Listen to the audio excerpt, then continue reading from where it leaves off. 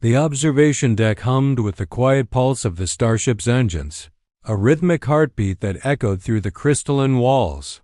Captain James Chun stood at the viewport, watching distant nebulae paint the darkness with shades of violet and gold. Behind him, his new wife, his alien wife, moved with careful grace. Her presence as magnetic as it was terrifying. Lyria. Even her name felt like stardust on his tongue. The wedding ceremony had been brief, a diplomatic formality witnessed by representatives from both Earth and the Celestian Alliance. Treaty obligations, they'd called it. A symbol of unity between species. James had agreed because duty demanded it, because his government had asked, because refusing would have damaged fragile peace negotiations spanning decades. But now, alone with her in their shared quarters aboard the neutral vessel Harmony's Dawn, duty felt impossibly heavy. He caught her reflection in the viewport navy blue skin that seemed to absorb and reflect starlight simultaneously. Blonde hair cascading down her back in waves that defied human physics, moving as though touched by invisible currents.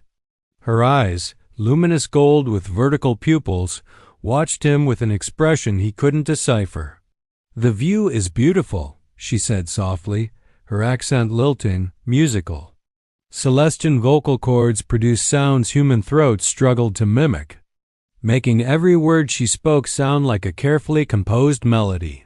"It is," James agreed, though he wasn't looking at the stars anymore. He was looking at her reflection, at the way her formal wedding gown, a shimmering fabric that shifted between midnight blue and silver draped over her elegant frame. Celestians were taller than humans, more slender, with proportions that seemed almost impossible. Yet Lyria moved with such natural poise that he found himself mesmerized. She stepped closer, and he caught the scent that clung to her, something like rain on desert flowers, alien yet intoxicating. "In my culture," she began, then paused, her bioluminescent markings delicate patterns.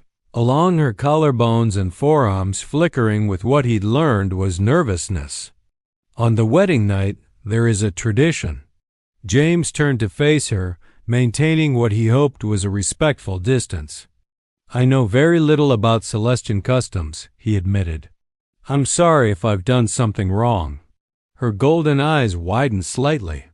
"Wrong? No, James Chun. You have been nothing but courteous." The way she said his full name, with careful precision, made his heart ache. "Too courteous, perhaps. I don't understand." Lyria's fingers twisted together, another nervous gesture he was learning to recognize. "Among my people, the wedding night is when the bond begins. When two souls choose to truly see each other without barriers or fears. It is called sketh, the claiming. Not of possession, but of acceptance." James felt heat rise to his face. "Lyria, I didn't want to presume. You have not touched me once since the ceremony ended," she interrupted, her voice barely above a whisper. "You maintain distance as though I carry disease or displeasure. In my world, this means rejection." The words hit him like a physical blow. "No," James said immediately, closing the distance between them in 3 quick steps. He stopped just short of touching her, hands hovering uncertainly. "Lyria, that's not, I would never." She looked up at him, and for the first time he saw vulnerability in those alien eyes. "Then why do you pull away? Why do you flinch when our hands accidentally brush? Why do you sleep in the secondary quarters instead of our shared chambers?" "Because I respect you," James said desperately. "Because this marriage wasn't your choice any more than it was mine. Because I didn't want you to feel obligated." "Obligated?" Her markings flared brighter, shifting from soft blue to agitated purple. "You think I stood before the Council of Stars and spoke the binding words out of obligation?" James blinked, caught off guard. "It was a treaty arrangement. Both our governments suggested," Lyria corrected, her musical voice gaining strength. "They suggested, and I could have refused. Do you know how many eligible Celestine nobles volunteered for this union? 47. 47 members of high houses, all eager to forge this bridge between our peoples. I didn't know that. The human delegation was told they could select from among the volunteers. Lyria's hand rose, trembling, until her fingers hovered near his chest.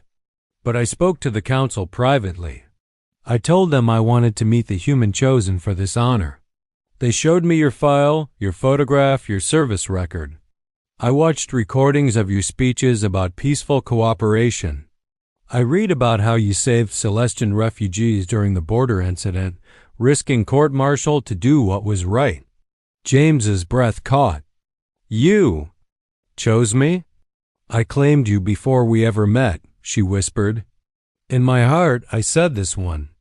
This is the human whose soul calls to mine across the void. And when I met you, when I saw the kindness in your eyes, the hesitation born of respect rather than disgust, I knew I had chosen correctly. Her hand finally made contact with his chest, and even through his shirt he felt the warmth of her touch, the slight electrical tingle that Celestian skin produced. But you have not claimed me in return, James Chun, and I do not understand why. He covered her hand with his own, marveling at how perfectly they fit together despite their biological differences. I was afraid, he admitted. Afraid you'd been forced into this. Afraid I'd hurt you somehow, that our differences were too great. Afraid that wanting you made me selfish. Wanting me? Her voice caught on the words.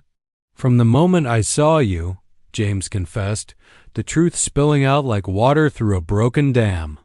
Standing in that ceremonial chamber, looking like something out of a dream I didn't know I'd had. You were so beautiful it hurt to breathe. And when you smiled at me during the vows, my heart sang, Lyria finished. In Celestian, we call it Cathara, the heart song. When you know you've found your match. Their faces were inches apart now. I felt it too, James breathed. I just didn't know what to call it. Lyria's free hand rose to his face, her navy blue fingers tracing his jawline with feather-light pressure. In my culture, the claiming begins with touch. With learning the language of your partner's body, what brings joy and comfort. Her thumb brushed across his lower lip. May I learn your language, James? Please, he whispered, and it was prayer and permission combined. She leaned in slowly, giving him time to retreat if he wished. When their lips met, James discovered that kissing a Celestian was unlike anything he'd imagined. Her lips were warmer than human, softer, and they carried that same subtle electrical charge that made his nerves sing. She tasted like starlight and promises. And when she made a small sound of contentment, he felt it resonate through his entire body. When they finally parted, both breathless, Lyria's markings were glowing steady gold happiness. He'd learned. Pure joy. In my culture, she said, her hands sliding to his shoulders, we share our fears with our chosen mate. No secrets, no walls. Will you share yours with me? James nodded, finding it easier to speak with her in his arms. I'm afraid I'll fail you. That I won't understand what you need. That the differences between us will be too much. I'm afraid that one day you'll regret choosing me. Lyria's expression softened. And I fear the same, beloved. I fear you'll grow weary of explaining human customs, of teaching me how to be the wife you deserve.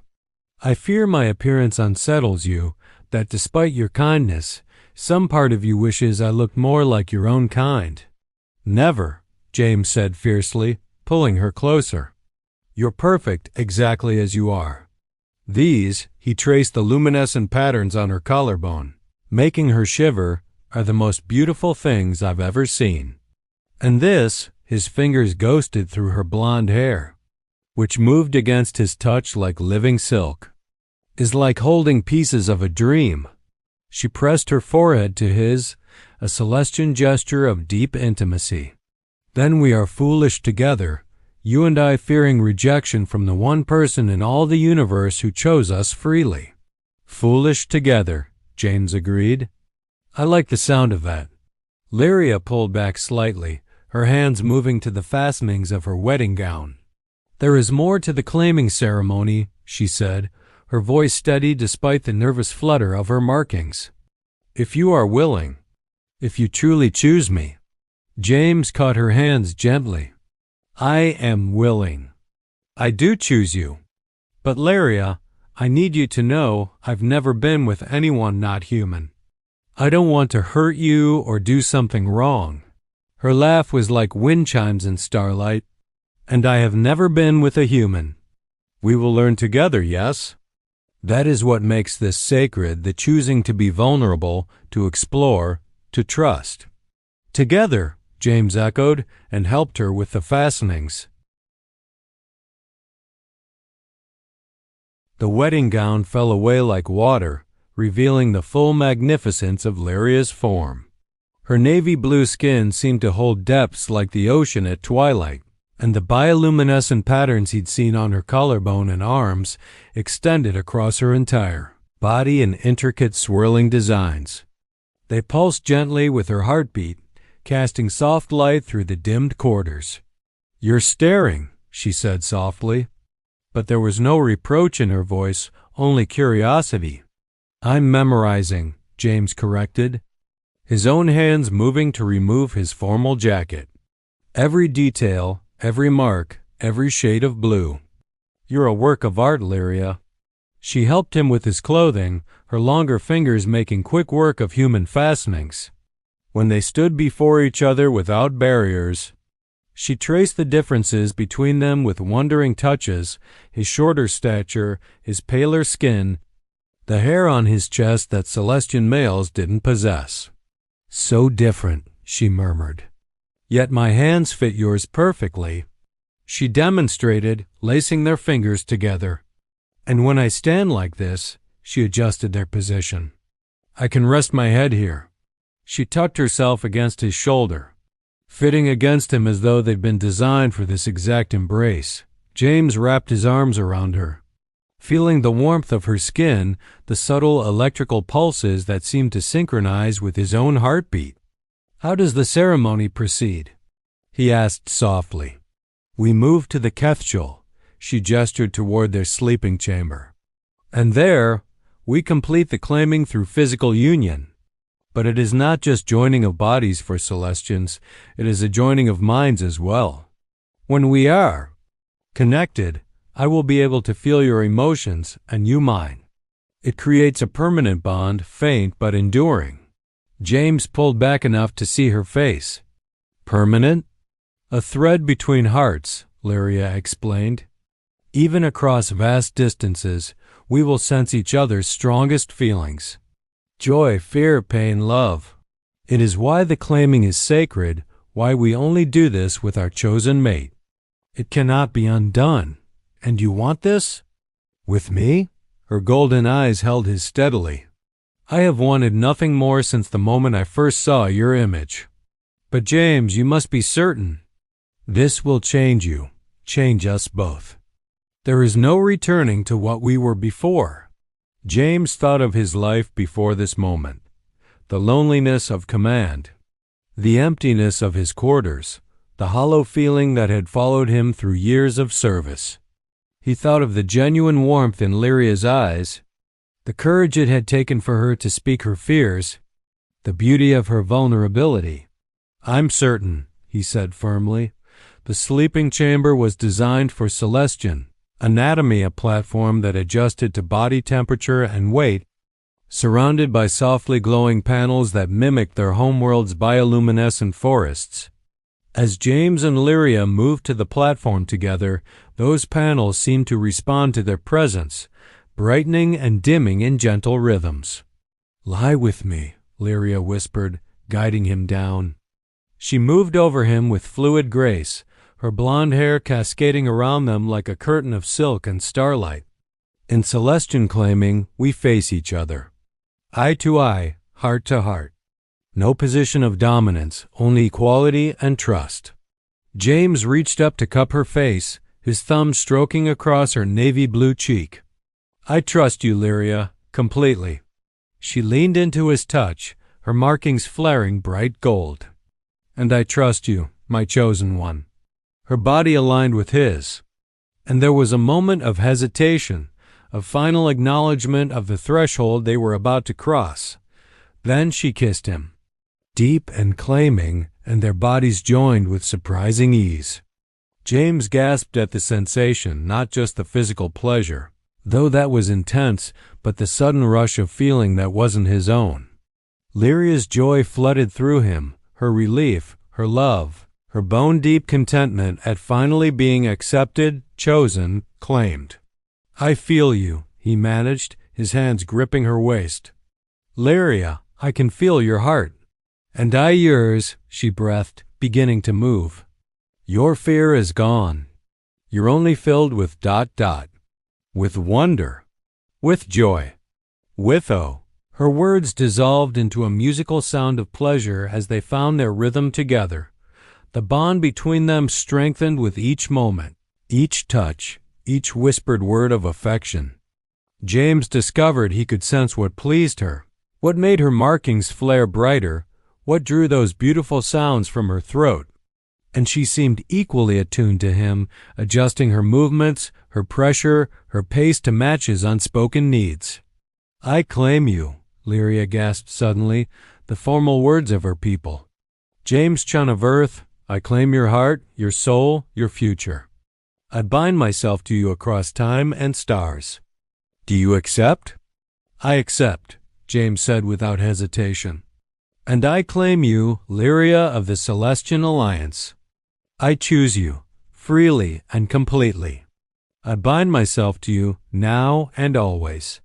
The bond snapped into place with those words, permanent and profound. They moved together with increasing urgency, chasing a crescendo that was both physical and spiritual. When they reached it together, their combined pleasure resonated through the bond, amplifying and reflecting until James couldn't tell where his joy ended and hers began. They were simply one, afterward. Wrapped in each other's arms with her markings pulsing softly in contentment, Lyria traced patterns on his chest. I can feel you, she murmured. Even now, even separate, I feel you here. She pressed her hand over her own heart. Warm, steady, safe, content. I feel you too, James said, pressing a kiss to her forehead.